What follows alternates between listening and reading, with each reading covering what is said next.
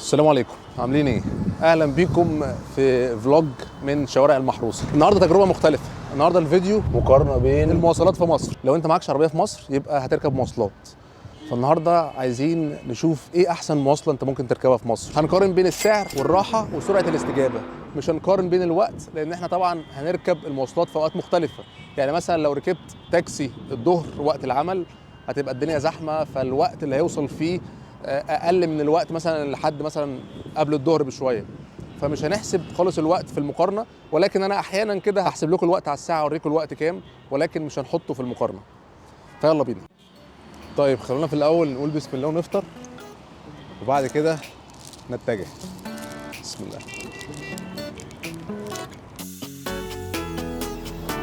ايه الاخبار؟ عامل ايه؟ تمام؟ مية مية. ايه الاخبار؟ الحمد لله تمام. من ليدز لندن كل حاجه من لندن. حبيبي اتفضل افطر معايا. والله بجد حبيبي. مع السلامه. طيب قبل ما نبدا خليني اقول لكم احنا هيبقى عندنا نقطتين، نقطه بدايه ونقطه نهايه. نقطه البدايه هتبقى هنا في عباس العقاد قدام جاد او بنزينه التموين، ونقطه النهايه هتبقى الحي العاشر عند الملف، والعكس صحيح. ممكن نبدا من هناك من عند الملف ونرجع تاني لحد جاد او بنزينه التموين، هي نفس المسافه من هنا للعاشر ومن العاشر لهنا. طيب خلينا الاول نبدا باوبر.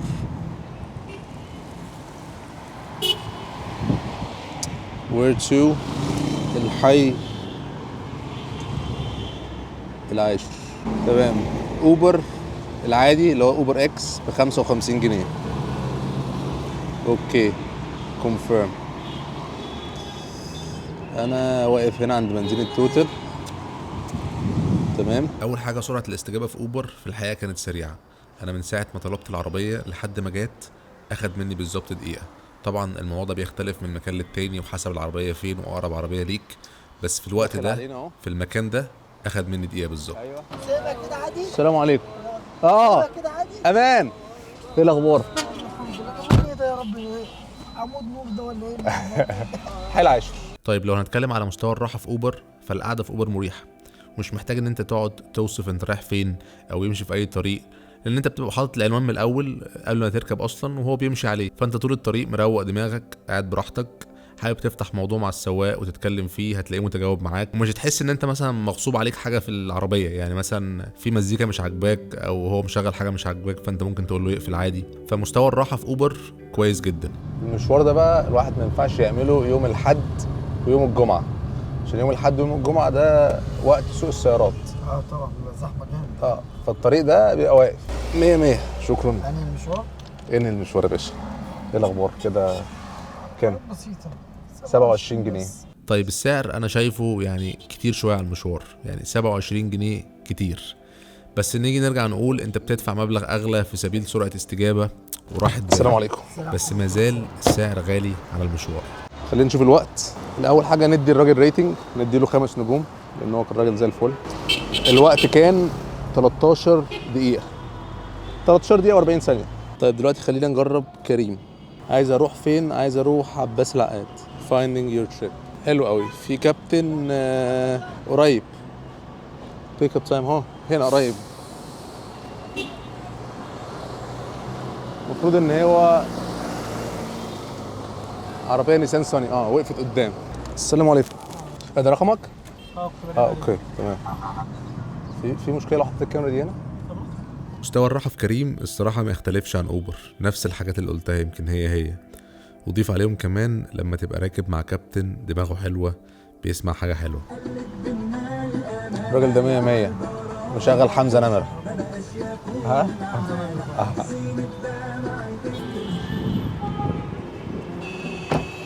طيب الحساب ده كان كريدت، انا دفعت عن طريق الكارت مش عن طريق الكاش، ان انا موصل الكريم بالكارت وموصل اوبر بالكارت، بس احيانا يعني بياخد بالكارت احيانا بياخد كاش حسب الاوبشن اللي انت بتختاره.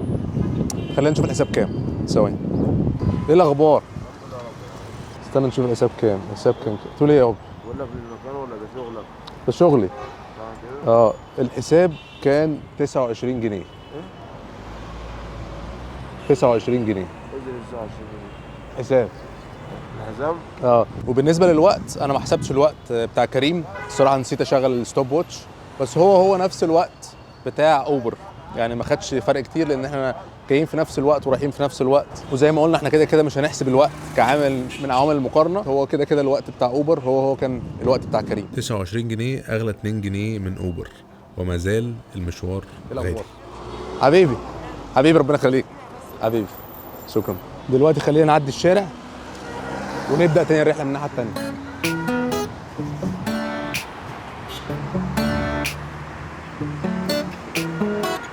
دلوقتي انا هجرب الباص بتاع سويفل.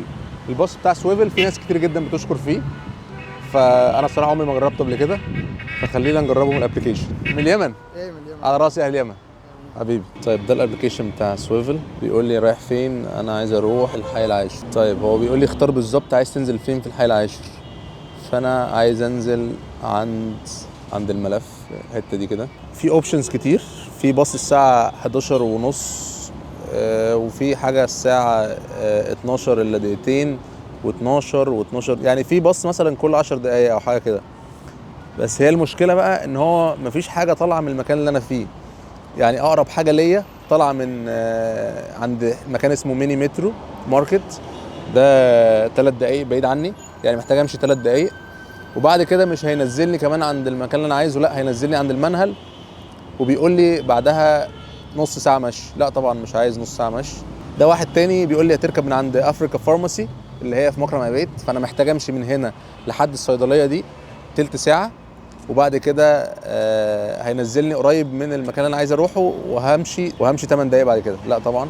ففي جميع الاحوال يعني ده او ده مش هينفع معايا. طيب كده سويفل مش هينفع معانا لان الاوبشنز اللي عندهم محدده، محطات معينه، وانا اقرب محطه ليا يعني اما 3 دقايق يا اما 18 دقيقه. ال3 دقايق دي مفيش حاجه بتوصل برضو للعاشر اللي انا عايز اروحه. فخلينا نشوف اوبر باص الحي العاشر تاني زي ما روحنا كده، بس المره دي بقى عايزين ناخد الباص. drop off shared rides lowest how many seats. بيسالني كام كرسي، فانا هقول له كرسي واحد. بيقول لي ان في حاجه الساعه 12:30 وفي حاجه الساعه 1:30 و2. خلينا نشوف اللي هو الساعه 12:30 اللي هو كمان تلت ساعه. ما زال finding your driver. finding your driver بقالنا كده 5 دقايق. finding your driver. الواضح ان موضوع اوبر باص وسويفل ده يعني معرفش ليه تكنيكس مختلفه، او يمكن هم مش شغالين 100% لحد دلوقتي. يعني المشروع موجود ولكن مش بيخدم كل منطقه بالظبط. يعني مثلا انا محتاج اروح مكان فلاني عشان اخد منه الباص، وانا النهارده عايز اعمل مقارنه من نقطه معينه لنقطه تانية. فالنهارده هنكنسل اوبر باص وسويفل، وممكن نبقى نعمل لهم ان شاء الله فيديو تاني. لو انتوا حابين ممكن نعمل فيديو مخصوص لاوبر باص وسويفل، ونشوف مثلا لو في شركات تانية بتقدم برضو باصات خاصه ندخلهم في الموضوع. طيب دلوقتي خلينا ناخد المواصله العامه اللي هو الاتوبيس العادي. في بقى ارقام معينه، يعني كل اتوبيس بيروح حته. انا الصراحه بقالي زمن ما ركبتش، فمش عارف بالظبط انهي اتوبيس بيروح العاشر، بس بيبقى مكتوب عليهم. فنشوف ايه الاتوبيس اللي بيروح العاشر نوقفه ونركب فيه. بالنسبه لسرعه الاستجابه في الميني باص طبعا ده بيتوقف حسب انت واقف فين، الباص بيعدي كل قد ايه. بس بالنسبه لي في الوقت اللي انا كنت واقف فيه اول ما قررت طلعت على الشارع لقيت باص على طول فخدني. العاشر كام الاجره؟ ها 5 وخلاص. ربنا يخليك. الكنبه اللي ورا فاضيه مصلحه. وبالنسبه لسعر الميني باص هو يعتبر ارخص حاجه ركبتها لحد دلوقتي. 5 جنيه يعتبر سعر كويس للمشوار. بس بالنسبه للراحه هي بس القعده تحس ان هي فيها اهتزاز جامد. يعني هو ما شاء الله بيحاول يتفادى ويخش ما بين العربيات والكلام ده. العربيه مش مساعده، يعني العربيه كبيره على الكلام ده، بس شغال. ايوه يلا بينا. حاسس ان الميني باص فاضي، يعني مفيش ناس راكبه كتير، بس مش عارف هل ده له علاقه بالوقت اللي انا واخده فيه. يعني مثلا الساعه دلوقتي 11 ونص، فالناس كلها في الشغل، ولا الناس ما بقتش تركب الميني باص. في كميه تنطيط بتحصل غير طبيعيه. يعني ما تجيش الميني باص وتعتقد مثلا انت عندك شغل ممكن تخلصه على لابتوب مثلا، او تقعد تعمل شغل في اي حاجه، تكتب حاجه مش عارف ايه. لا هنا تقعد اخرك تقعد على الموبايل، لكن تعمل شغل هنا صعب يعني. الدنيا فيها اهتزازات حلوه، بس ده مش راجع للعربيه، يعني العربيه تمام ما فيهاش حاجه. اللي سايق بقى، اللي سايق مقضيها غالبا يعني عايز ينجز. ده كويس لو انت عايز توصل بسرعه يعني كويس. ملف بقى عندك يا اسطى، ملف معاك. شكرا. الحمد لله وصلنا بحمد الله. خلينا نشوف بقى وصلنا في قد ايه، عشان انا حاسس ان احنا وصلنا بسرعه ما شاء الله عليه. يعني انجز، اخذ المشوار في 8 دقايق و50 ثانيه، يعني حوالي ثواني كده. شايفين انجاز الصراحه، يعني انجز. بس بقى مقابل ده انت عمال تتنطط وتنزل وتطلع. تمام. طيب تعالوا بقى نعدي الناحيه الثانيه وناخد اوبر موتوسيكل بتاع اوبر، نروح بيه عباس العقاد. طيب بيدور دلوقتي على اقرب سكوتر. حلو قوي، في واحد بعيد 4 دقايق، ف4 دقايق وهيكون هنا. بالنسبه لسرعه الاستجابه فموتوسيكل اوبر هو اطول مده انا استنيتها النهارده في المواصلات. محمد يلا بينا. بالنسبه للراحه فانت اخترت ان انت تركب موتوسيكل، فاكيد انت يعني مش بتتطلع لاحسن مستوى راحه. انت بتبقى راكب على كرسي ورا حد، والموتوسيكل طبعا بيخش بين العربيات، والقعده عليه طبعا مش مريحه مش زي العربيه مثلا. وحابب اضيف طبعا ان انت لو حبيت تركب موتوسيكل او قررت ان تركب موتوسيكل في مصر فلازم تلبس هيلمت او خوذه على دماغك، عشان اصلا المفروض ان انت ما ينفعش تركب اي موتوسيكل او اي دراجه من غير خوذه. فلو قررت تركب حاجه من دول او بتركبها على طول انصحك ان انت تجيب خوذه وتخليها معاك طول الوقت. الحمد لله على السلامه. الله يسلمك. هو كريدت صح؟ بالنسبه لسعر الموتوسيكل فهو كان 14 جنيه، مازال ارخص من العربيه بس طبعا اغلى من الميكروباص. الفيديو ده ينزل يوم الجمعه. يوم الجمعه اخدنا 9 دقايق و50 ثانيه. اهم حاجه اكون ظبطت معاك. يلا اهو. الراجل الجميل ده اسمك ايه؟ محمد. فرصه سعيده يا محمد. حبيبي. انا برضو هنا جيت عند البنزينه اهي. تمام. ايه الاخبار؟ حبيبي. خلي بالك بقى انت ايه؟ حبيبي. حبيبي. مبسوطه بجد ان انا شفتك. ربنا يخليك حبيبي. فرصه سعيده. منور مصر ايه الاخبار؟ حبيبي حبيبي منور الدنيا. منوره بيك حبيبي. ايه الاخبار؟ عامل ايه؟ بس تمام؟ عايز اقول لك ان انت راجل محترم حبيبي ربنا يخليك. يلا بينا يلا بينا يلا بينا. الميكروباص هنروح ناخده من عند الملف هنا بيقفوا عند البنزينه هناك. حي العاشر. هو في من هنا ميكروباص بيروح العاشر؟ سرعه استجابه الميكروباص كانت كويسه مش وحشه، يعني حاسس ان انا ما وقفتش كتير. كام الاجره اصلا؟ 10 3 جنيه واحده. بالنسبه لسعر الميكروباص هو يعتبر ارخص مواصله ركبتها النهارده، فنقدر نقول ان الميكروباص افضلهم في السعر. لو انت قاعد بقى في الكنبه اللي ورا فانت قاعد على السماعه، كل حاجه داخله في ودانك على طول. طبعا انا محظوظ ان الميكروباص فاضي، في العادي اكيد بيبقى مليان، فالكنبه اللي ورا دي بتبقى مليانه. مصلحه. مش قادر افهم الناس اللي بتكتب على الميكروباص ليه؟ يعني ايه الفايده؟ احلى حاجه ان الميكروباص يعني بيمشي براحته، يعني ما بيلتزمش بقى بجي بي اس او حاجه. هو حافظ الطريق وعارف ايه الشورت كاتس، الشوارع اللي ممكن يمشي فيها وتسهل عليه الموضوع وتوصله اسرع. بالنسبه للراحه فخليني اقول اني كنت قاعد مرتاح، ولكن مفيش مساحه كويسه لرجلك في الكنبه اللي ورا، وانا على فكره مش طويل، يعني طولي 100 حاجه و60، فلو انت طويل مفيش مجال ليك في الكنبه اللي ورا. وصلنا الحي العاشر، بس هو هنا يعني اخره الملف، فانت بتيجي تنزل عن الملف، فنعدي بقى وناخد المواصله اللي بعدها. وقت الميكروباص 20 دقيقه و30 ثانيه. ايه الاخبار؟ تمام. عامل ايه؟ انا بتابعك على اليوتيوب. حبيبي. اسمك ايه؟ محمد. ازيك يا محمد؟ تمام الحمد لله. سلم على الفلوج. اهلا. الجمعه ان شاء الله. طب ما تديش تشرب معنا الشاي؟ حبيبي ربنا يخليك. تعالى بس تشرب على معنا راسي حبيبي. تعالى نعمل دي. تعالى. حبيبي ربنا تعالى يخليك والله ربنا يخليك حبيبي. يلا سلام. مع السلامه مع السلامه.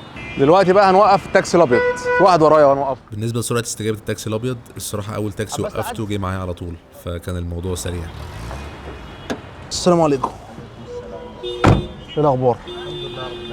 تمام؟ الاجره بالعداد؟ الراحه في التاكسي الابيض يمكن ما اختلفتش خالص بالنسبه لي عن اوبر وكريم، او انا ما حسيتش بفرق. احنا واقفين في اشاره مكرم دي مثلا بقالنا يعني 10 دقايق مثلا، حاجه زي كده، في نفس الاشاره دي، ما تتحركش. الدنيا بدات تمطر. بالنسبه للسعر 28 جنيه يعتبر زي اوبر وكريم، اللي هو برضو كتير على المشوار ده. الوقت اخد 28 دقيقه.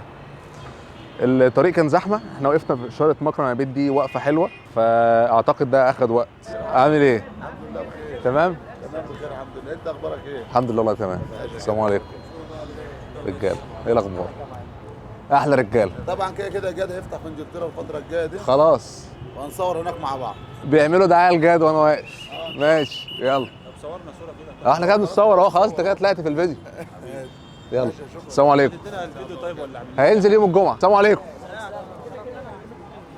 يلا بينا.